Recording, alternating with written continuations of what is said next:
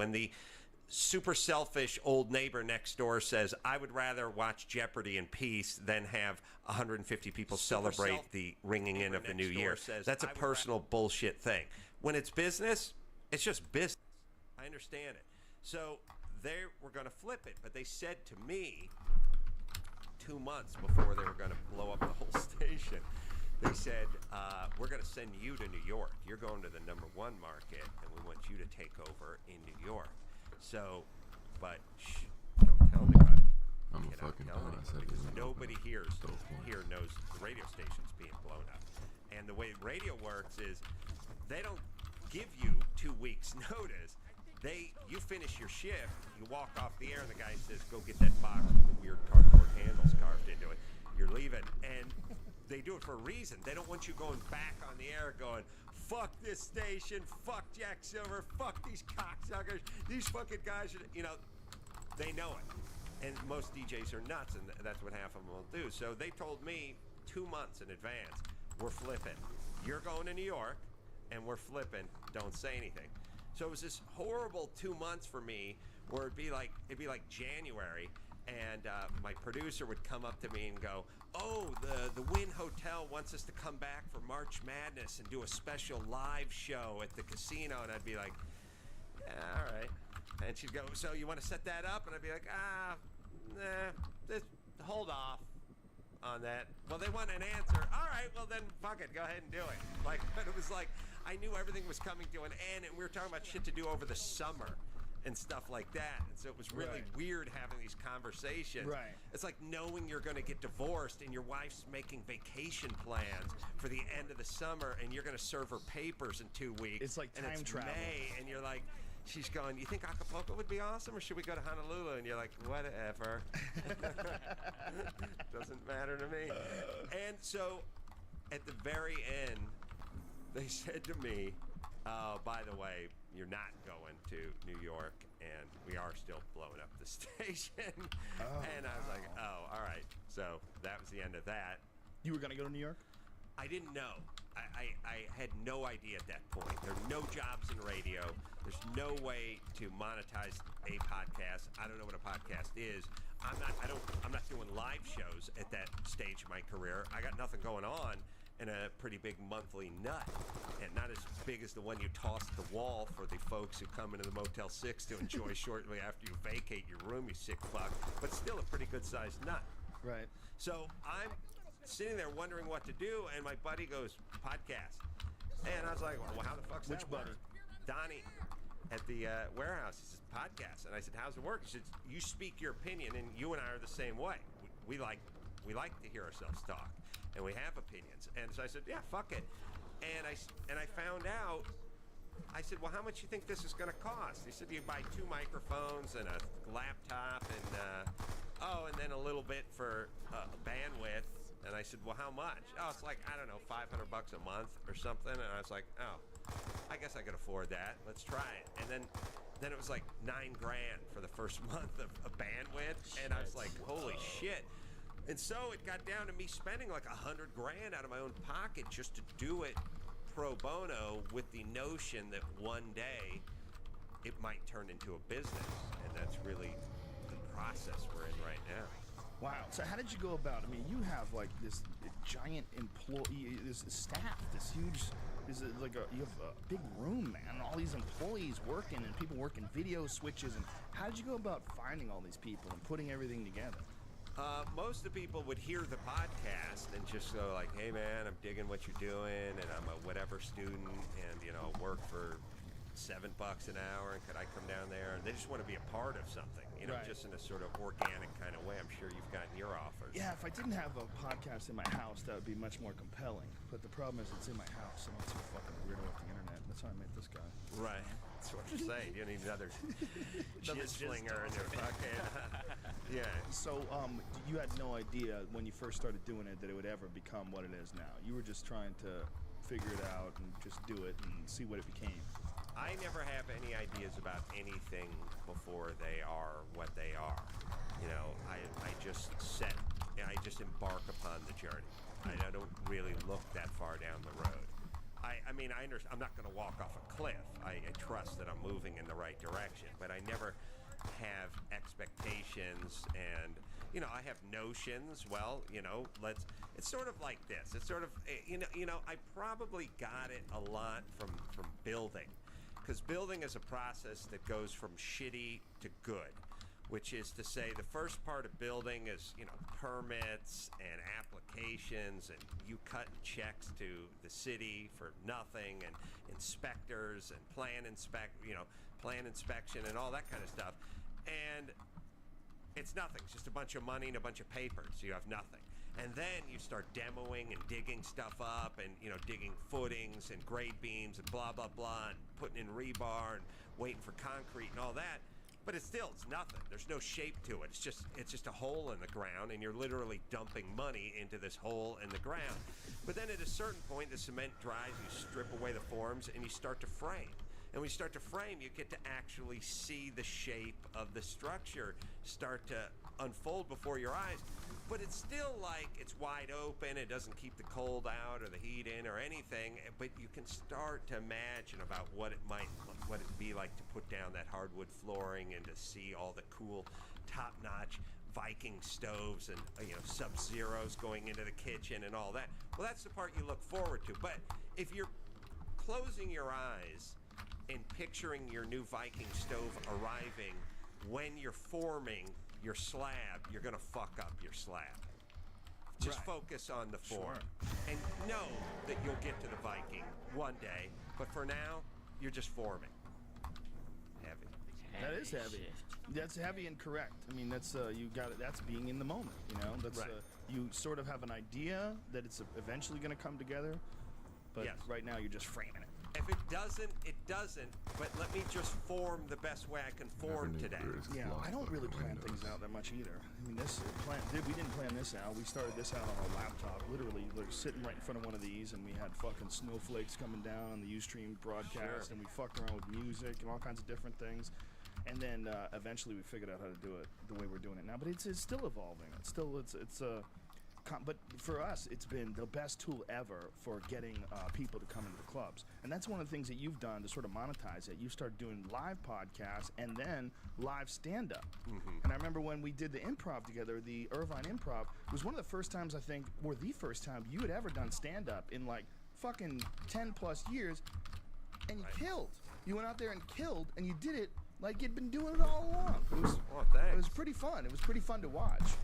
Yeah, I'd always sort of maybe had it in me, but I never pursued it. I remember talking to you when we did Loveline fucking many years ago, and you were telling me, stand up, the audience. I didn't like the audiences. I didn't like, I didn't like it. And I was like, wow, that doesn't make any sense to me, because you're funny and you like to rant on things. Like, you just condense that, package it, put it on stage. I mean, that it is what it is. Like the rush of making 300 people plus, laugh, and when you're killing in front of a large crowd like that, how could you not enjoy that? It's weird because I get less out of that than I get out of what we're doing right now. Really? Yeah, because that's an environment, and you get the energy of the environment. But right now, there's somebody with earbuds in each ear, and they're either walking their dog, or they're walking on a treadmill, or they're walking their dog on a treadmill, which would be fun. And what we're saying is penetrating deep, and that's more of a party where you're just kind of getting caught up into it versus a serious deep penetration. And I'm really interested in just sort of taking my ideas and inserting them into you more than I am sort of entertaining you, so to speak. You know what I mean? That's interesting. So why did you start doing stand-up then? Just to monetize? I just did it for the money, and I did it. And it's funny because people do that thing where they go, "Hey, why'd you do this?" or "Why'd you do that?" And the answer is for the money. But it doesn't mean I don't dig it, and it doesn't mean, especially, because I've had this problem in the past where I said, "Look, I'm going out to Kansas City, Milwaukee, and one more place. Wiltern Theater. Oh, Wiltern Theater in May, and so on and so forth, and Portland and wherever. And if someone said, "Hey, you want to come out and do a show for free?" the answer would be no. So thus, the answer is, I'm doing it for the money. I mean, sad, but it's true. It's not sad. Now, here's the deal. it doesn't mean I'm not going to fucking show up and kick ass. As a matter of fact, if I was doing it for free, I'd just pull up a stool and go Charlie Sheen on your ass. I don't do that. I realize that everyone who's there paid 40, 50, 60 bucks for a ticket, and we're in a theater, and I'm going to fucking burn some calories. I sweat through a T-shirt for you guys, telling jokes and trying to amuse you for 90 minutes. So, would I rather be home watching my TiVo high? Yes. Am I doing it for the money? Yes. Am I also doing it because I just have the ability to do it? I mean, it comes easily to me. It's not.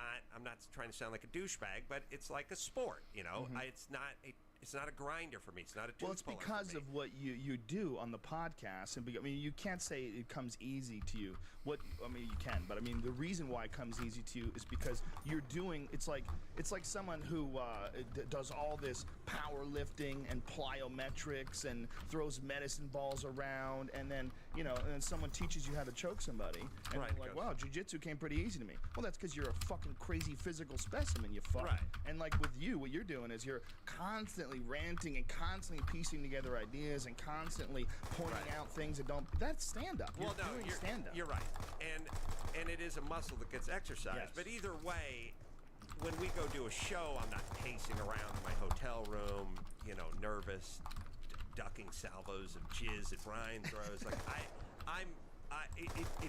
it's easy for me when I do it. Yeah. And so you get paid well. It comes easily. And why the fuck not? I've actually been enjoying it in this weird sort of Oh my God, seriously. curious case of Benjamin Buttons, where I've been going backwards. Like I started off on TV and am discovering my stand-up in my 40s, which is insane because everyone else starts off in stand-up and gets away from it. And you've only been doing stand up for about a year now, right? Yeah. About a year. But you've already put together a full hour, and you're 90 minutes. And you're out there crashing. That's amazing. Well, are you writing this stuff down, or these are just rants that you categorize? The rants that I categorize, and I sort of have cues that help me figure out what it is I want to say, and then it doesn't come out exactly the same every night either. Of course, yeah. But yeah, I sort of mix and match. I guess it'd be like a jam band that had a bunch of songs and changed the set list up on a nightly basis, and maybe they'd never get that good on one song, but yet they could freeform if they had to, and they would never get boring for them because they're constantly mixing the set up. Sort of that with me. I never do my set the exact same way every time either. I mix things up all the time. I know pretty much before I go on stage what I'm going to get into right away, but I always leave the door open for something else. I always leave the door open. If I get on stage and for whatever reason this thought pops in my head, I'll run with that and then eventually get to the planned opening. And then once I get the first bit out of the way, it's more important to me is to get that one solid chunk, just get that out tight and smash it, and then once that's out and everyone's laughing, then we're gonna go wherever. Then the ball's moving, the momentum's going.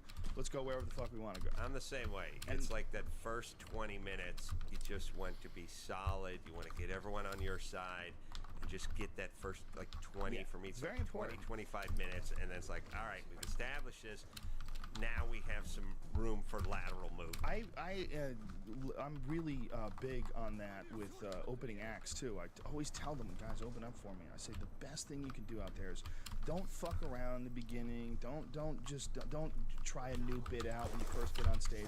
This is a cold audience, okay? This is, a lot of guys that are on the road, like I take guys on the road with me, they're used to doing sets in Hollywood, and they're used to going up and doing 10, 15-minute sets when there's a host and a bunch of other people on the show. I'm like, this is a different experience, man. These are people who don't know who you are, who are coming to see me.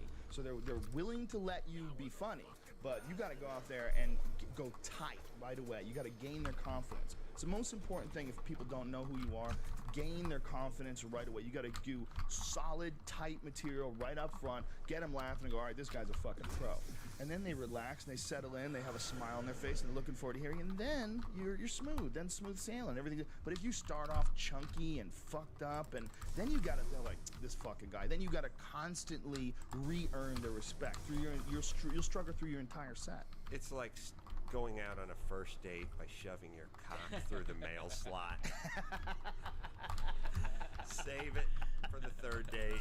Let's get the Save confidence. it for when she loves you and Let's she get knows the you're confidence crazy. level up. There's a video, or I watched it online, but it's apparently pulled from YouTube. But I saw it the other night. It's HBO's Talking Funny. It's Louis C.K., Ricky Gervais, Chris Rock, and Jerry Seinfeld. Right. It's fucking great, man. And it's one of the, and I'm pursuing this now. It's one of the reasons why I've always thought that this podcast, in and of itself, could be a television show. I was trying to pitch a show based around the podcast, but the show that I was pitching, it was like really produced, and there was all these little segments that we would do every week. And then I thought about it, and I'm like, I don't like that. I'm like, I like the idea of a podcast because I like the idea of people sitting around and talking about interesting shit, and it's fun and amusing to watch. And it was proof positive to me watching that Talking Funny thing, because it was just 4 comics sitting around talking about stand-up, and it was fucking great, man. Especially Louis C.K., man. Him and Chris Rock, but Louis C.K. especially, he's my number one inspiration right now. That guy is, I love what he does. I mean, stand-up wise, material wise, my favorite guy is Stanhope. I think Stanhope is, to me, he's fucking fully out there. You know, he really is a wild fuck, getting drunk every night. He lives in Bisbee, Arizona, in a house. Doug Stanhope. When you first said Stan Hope, I thought there was a dude named Stan Hope. Oh, no. Bob Hope's grandson is doing Yeah. stand-up now? I'm sorry, I'm preaching to the converted. Stanhope. To the choir. Yeah. Doug Stanhope. Because, you know, Stanhope has a fucking house, and the windows, sills, and the outside of the house are painted lopsided. He's fucking crazy. His house is like bright yellow. He's with green and shit. And he's a nut. He literally is that guy. He's not an act. He's not faking. He does all his shows in rock clubs. He sells all of his tickets on brownpaperbag.com or whatever the fuck it is, brown paper tickets. So everything is like all produced in-house. Everything he does is all him. He doesn't go through any other normal channels. He has all of his fans. They show up and see him all over the world, and he goes on these fucking drunken Jaeger bomb rants, and they're fucking awesome.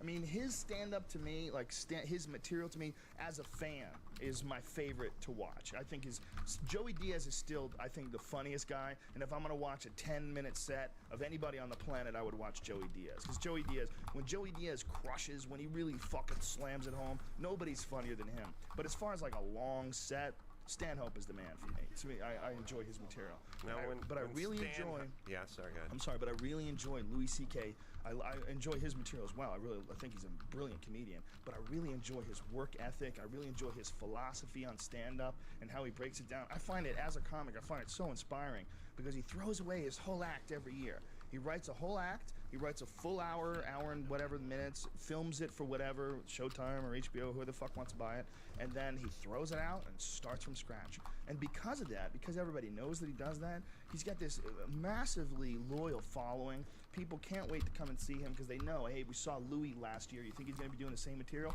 Fuck no, he's not going to be doing the same material. It's going to be all new. You know, and maybe if you yell out bag of dicks, he'll do, you know, his bag of dicks joke. But for the most part, this guy's got 90 new fucking minutes every 12 months, you know? And to me, man, that's just, I hear shit like that and I get fired up. Like, I want to sit in front of the keyboard. I want to start writing, you know? It makes me like, it gets me jazzed up. I get tired, actually. I don't know anyone's stand-up act. I've never seen anyone stand-up act. Like, I don't know what the fuck's going on. I've You never don't watch followed guys? stand-up. No, Really? I have no interest in it. Oh, you're so, that's so I'm funny. an idiot. I just watch like Hitler in color, and then I just watch Ultimate Factories. I'm such a gearhead. Really? I have no interest in comedy. Why don't they fucking snatch you up? Fire one of those fucking... I'm working on a show for Fire Speed everyone who's Channel not Adam Ferrara. as we're speaking, but it's weird. I have such a gearhead brain that the second I'm done doing any comedy, my mind shifts to vintage race cars, and I never think about comedy. That's hilarious. Wow. I don't dislike comedy or anything. I just have no idea what's going on. I don't know any of the comedians. I've never seen their act. That's crazy. Do you worry about like parallel thinking though because of that? Do you worry about like going on this long rant and then you find out, oh, that's on Patton Oswalt's second CD? Oh, it happens. I mean, it's got to happen. Like, I mean, I was just watching SNL a couple of weeks ago, and Zach Galifianakis got up there and he said something that I'd said on Stern Show and on my radio show, 10 years ago. And it was almost the exact joke that I said. I don't think he ripped me off. That motherfucker. Don't blame Brody Stevens. Just if you're gonna name a body spray called Axe, there's gonna be a joke about it that involves the black community, and I just happened to say it on Stern, and when Axe came out. But I don't think that Zach Galifianakis was listening. It could have very easily been that SNL did it, that those writers did it. There's a huge issue. No, that was definitely writers. his act. I could tell. I could tell he was doing his stand-up. Really? Well, that thing where you go, look, you want to host SNL. I've never hosted SNL, but host SNL, and you say to a comedian, and instead of collecting a bunch of jokes from guys who don't really know your voice, you just go, fuck it, I'll do a real familiar 5 minutes of my act at the top. I know it. I'm confident with it, and then we'll get into the rest of the show. That's what it felt like. Do you have any desire to host SNL? No, I don't. I wish I did, but I don't. It seems like something that doesn't have to do with cars or building to me. Wow, that's hilarious. You're that much into it. That's all I think about. I don't have any desire to host SNL. SNL to me is like you got to eat 99 pounds of shit to find that one juicy steak at the bottom of it. Right. There's a juicy 16-ounce T-bone at the bottom of all this shit that I had to eat. I think it's more of a jelly belly, but yeah. Has Dr. Drew ever talked to you about addiction of cars? Because that is an addiction, and you probably spend a lot of money on it. Yeah, but what is the difference between an addiction and an interest that you get enjoyment out of that's positive? I think when people throw around that word addiction all the time. Go ahead. It's continuing in that activity in the face of adversity, and it's like essentially, if your wife says I'm going to leave you if you keep up with fill in the blank. If your boss says he's going to fire you if you keep up with the booze drinking or the pill popping or the jizz tossing or whatever you're doing, and you keep doing it, and then you lose your job, and then you get divorced, and then you lose your home. That's addiction.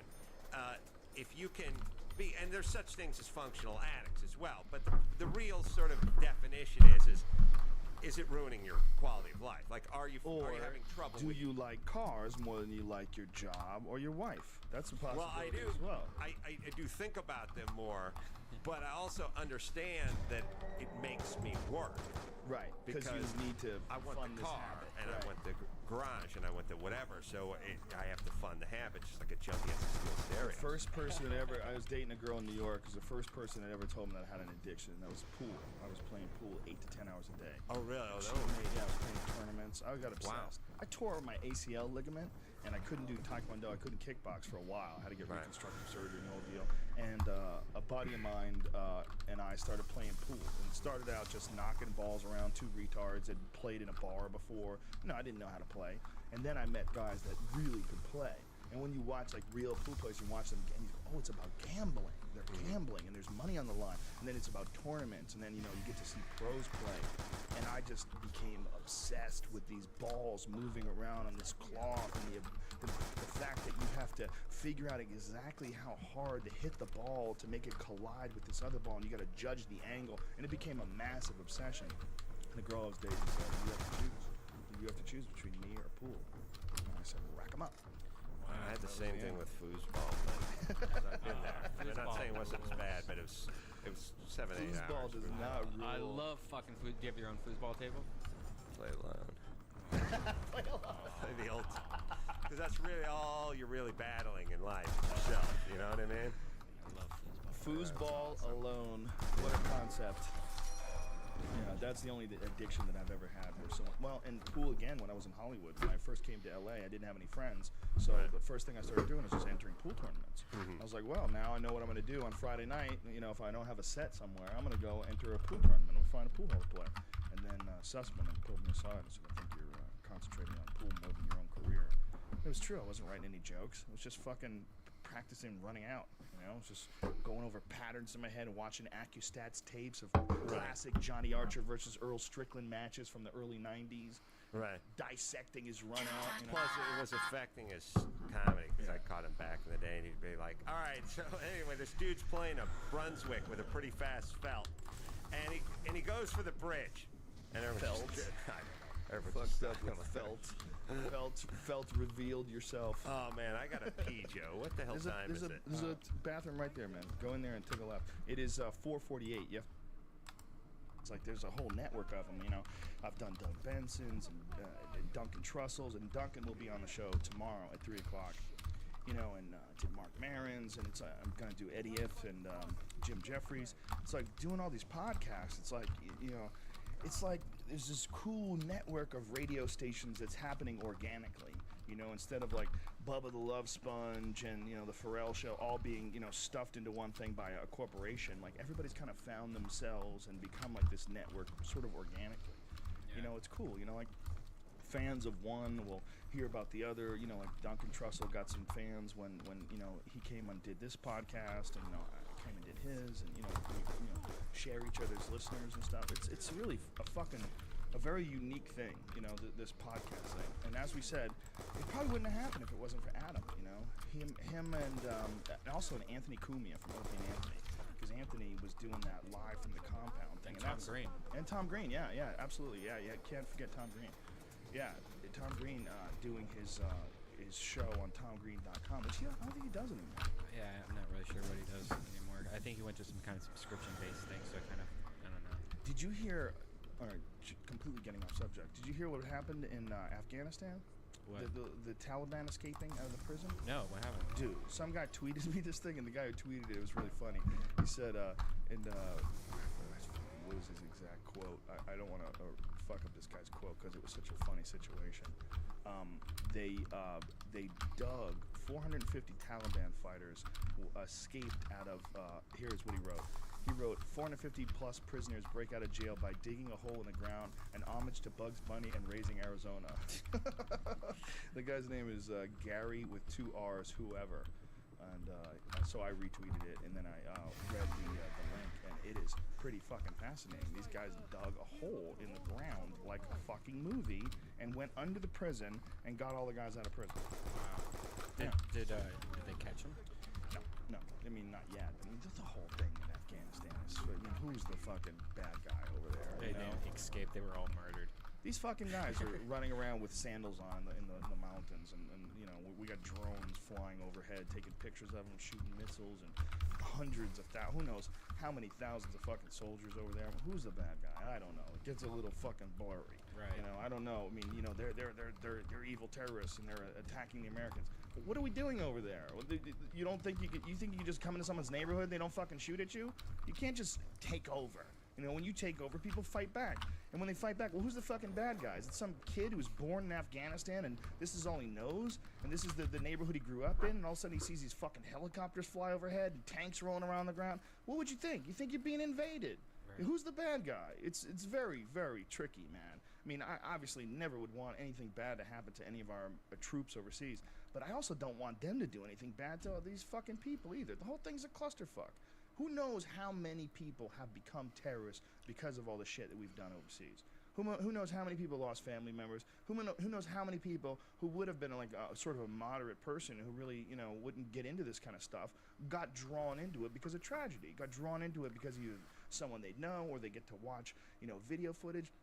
When you're dealing with shit like what's going on in Iraq, dude, there's like a million dead people over there. Yeah. Over the course of the 9 years of this war, whatever it's been, 1 million people have died. Right. That's an insane number of people. I mean, if you stacked 1 million bodies up in the middle of like Washington State Park and had everybody look, here's everyone that's died in Iraq. Maybe then it would sink in. Maybe then people would really kind of realize how crazy war is. In fact, that this is really how we have to do things in 2011. While it's true that your genetics, lifestyle, the experiences you've had all make up who you are, at the end of the day, we're all human. And as humans, we all have the same basic nutritional needs to support our bodies. Supplement is only K. You know what's crazy is that I didn't know about that, and it would seem that that's something I should know about. You didn't know 1 million people died in Iraq? No, about this news story you did. But the other day I'm eating, and it's like, we have breaking news here, and now we're going to go live downtown Los Angeles. Lindsay Lohan is going to jail.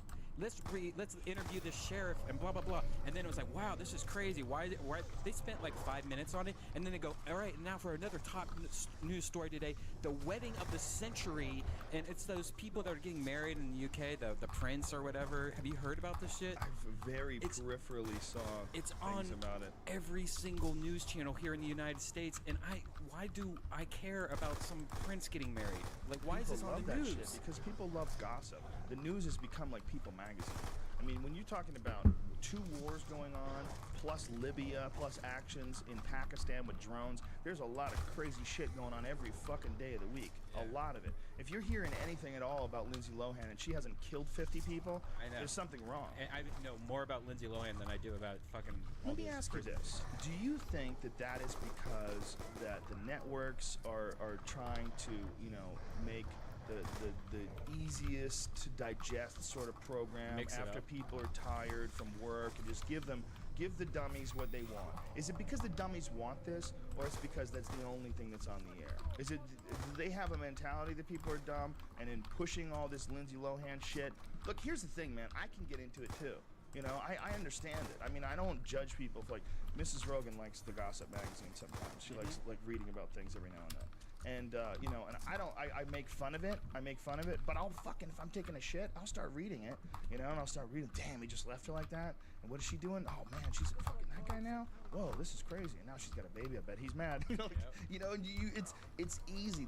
We have instincts to gossip, and we have instincts to follow, silly fucking stories in the news, whether it's about the princess or especially when it's royalty. That's when it's so squirrely. It's like that prince. That guy doesn't do shit. He doesn't do shit. He's a prince. I mean, he hasn't done anything. He hasn't been elected. He hasn't written some awesome books that everybody loves. This guy's only famous because he's a prince. Yeah. I mean, that's just fucking completely insane. That's that when you get into royalty, it's the ultimate form of celebrity. An entitled celebrity for no reason. At least Kim Kardashian sucked some dicks. You know what I mean? They just can masturbate to that. Yeah, well, everybody talks about how Kim Kardashian's become famous over nothing.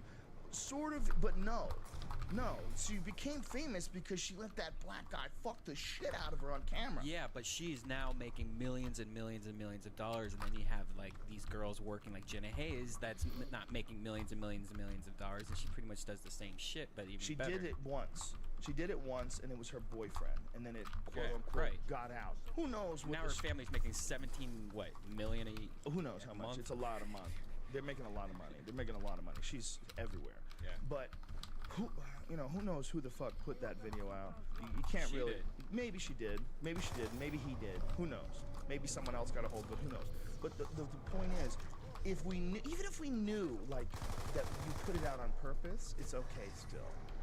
It's like people guess. As long as you say that you didn't put it out on purpose, you get a pass. But if you do put it on purpose, if you make a porno video on purpose, you fuck on camera on purpose, you don't get in. Isn't that strange? No, he's not going to give you a fucking TV show. You're not going to get nothing unless it's a TV show on porn and it makes you want to cry. But the Keeping Up with the Kardashians doesn't make you want to cry.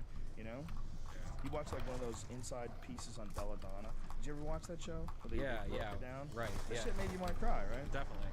Yeah. I'm glad she's retired now. Hopefully, Maybe she's happy. Maybe she was happier when she was taking baseball bats in the ass. Probably. Look, it takes all kinds of people, dude. Around. Yeah. But it is a weird thing though that you're allowed to do it as long as you at least claim that it got released on accident. But if we suspect that you put it out on purpose, you actually made your own sex video and released it. I think it's pretty easy to get a video out nowadays because I've been realizing how many recordings now I've made of myself that I just accidentally tweet. The other day, I accidentally tweeted something that I thought was a direct message out to everybody, and then I was like, "Wow, that's close." I caught it right away, and What was it? a video. I love you, baby. A video. It was a video. Yeah. Some sexy time video. No. It was a video of. But it could have been sexy time. It was cheesy video, like a cheesy let's make a video together. Oh, Ooh, cute, and then accidentally put it out. Like I was trying. So did you delete it? Huh? Yeah, I deleted it right away. There was only one person supposedly that commented on it, but like 170 people saw it. And I'm like, Probably fuck. hate you. There's just one person in there that grabbed that video That would have been awful. How embarrassing is the video? It's not that embarrassing. It's just gay. It's just like gross gay. Even the way you said it's not that, you lisp when you say gay. it's not that embarrassing. So gay. It's not that embarrassing. You like submitted to yourself. You crawled inside yourself. It creeped me out when I realized I did it. I was like, well, give us the Cliff Notes version of what's on the video. I do want to play it at least. I don't have it the on. audio. I deleted it. I could get it off everything. I don't It's ever that wanna see it. embarrassing. Well, give me the Cliff Notes. What does it say? It was like I'm laying in bed at 7 in the morning, and my girlfriend's like laying on top of me, going, "Wake up, wake up!" I'm like, "No, don't. I love you, girl." You know, shit like that. Oh, I love you, girl. I don't know. How you talk to her? I don't know exactly how You it talk was. to her and pretend you're in a movie. I love you, baby. No. If you don't know how to deal with chicks, maybe that's the best way to do it. Actually, just pretend you're like in a Tom Cruise movie. We did another blackout podcast, and it was we started drinking at like midnight. And Right. We drank a whole bottle of vodka and 2 huge glasses of grape vodka. Oh shit. And an hour. And so it's me and Veronica Ritchie. Oh god. And but what's so hilarious, it starts This off. Veronica Ritchie girl is a penthouse. Yeah. Pet. Yeah, but the beginning of it was a really awkward conversation because she's super shy, and then they end up What? super shy, super shy. Her How whole is that family's shy. possible? Her How whole could- family's really shy people. They're all just fucking each other, right? Is that what's going on? I asked that. Yeah. That's how drunk it became. Yeah. And then there was one point where she went stand up and she fell and did like a backflip. So wait a minute, you've known this chick for a while, man, Yeah. and that's the only time you've ever talked to her about molestation. You did it on a podcast. Yeah, it was pretty great. Did she respond? You should listen to it. No, I don't have that kind of time. Just give me what happens. What'd she say? She's I don't know. I don't remember. I What? I You blacked don't out. remember I whether blacked or not out. she said she'd been molested? Dude, please. You remember. I blacked out. Did she say she's been molested? I don't remember. I blacked out. That's ridiculous. You're the worst actor ever. No, You get I'm fired being from a serious. soap opera. I swear to God, I haven't re-listened to it because I don't re-listen to my You're shit. I don't sit around and listen to my fucking self again. Did I they don't do cancel that. all the soap operas, man? I know they canceled. They canceled 2 big ones the other day. When they canceled the hospital one last year. See, why do I know about this? Soap operas might as well be opera. It's awful. It might as well be opera. Like, what are you're doing something that's old and stupid, all right? And the idea that you're gonna have this crazy running drama every day, and like, what's gonna happen? And she comes home and finds him with her, and it's just every day there's drama and crazy music, and what a weird way to live, man. Fucking Stone Joe. Hell yeah, you are. We did kid. 2 You volcanoes. just got back in. You dove right back in, son. Look, we dove in just an hour ago, and you dove right back in. Have you ever tried one of the fake the volcanoes that's like a copy of it, like a generic copy of the volcano? No, I haven't. It's called like the Wave or something. I forget what it's called, but I just wondered if you, because it's only $90 compared to whatever the volcano is, like $400. Yeah? I don't know. I wouldn't go budget on vaporizers. No? Yeah, it seems like complicated, man. It seems like there's a lot of shit going on there, and electricity, and it's heat, and anytime there's heat, I say you gotta get the best thing, because you don't want things burning through the fucking cord, blowing up in your house, or whatever some cheap piece of shit would do. Just get the stuff that's gonna work. That volcano thing. What we're talking about is a vaporizer. The vaporizer is, ladies and gentlemen, is for the health conscious amongst us, the stoners that don't want any of those bad, nasty spits that you take in from burning smoke, which apparently is not nearly as bad for you as tobacco smoke, but it's got to be somewhat bad for you. It's just smoke. I mean, I don't know. It has some health benefits. It's an expectorant, and apparently it's very good for people who have asthma. People have asthma, and some of them have reported that they have a benefit from smoking. But what the vaporizer does is it cuts out all the health problems. It heats it up, but doesn't burn it. So, and it blows air through it, and it releases this THC mist, and that is collected in one of these. And what this is you hear it, the iTunes folks. It's a plastic bag.